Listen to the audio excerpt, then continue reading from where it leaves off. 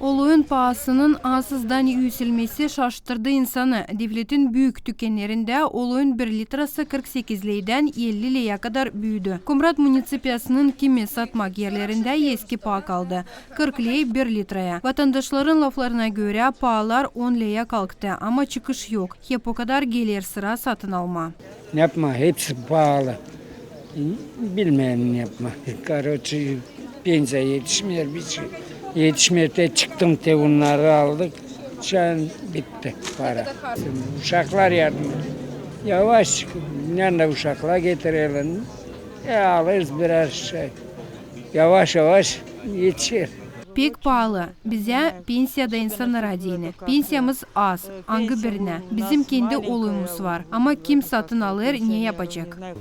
Сельское хозяйство сейчас переживает кризисный момент, но Belli ki çiftçi bölümünde şimdi biraz kriz ama hep o kadar hepsi pahalı. Yazık ama bizden pahalar çekilmiyor. Devlet uğrunda böyle soruşlar lazım çözülsünler. Belki yavaş yavaş pahalar kalkacak ama bu kadar hızlı nereye?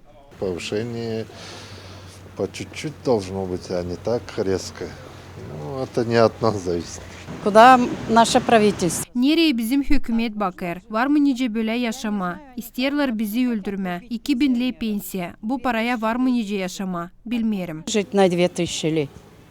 Не знаю. Dünyada pahalar kalkarlar hem belli ederler devletin içinde satılan emek malların pahalarına. Geçen ay emek malların her bir kategoriyasının pahaları 27%'da yükseldiler. Bitki 22 yılın içinde böyle pahaları yoktur oldu. Nişanıda ekspert Вячеслав Ионице.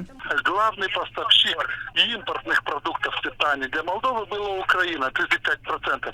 В основном один из главных продуктов было именно подсолнечное масло.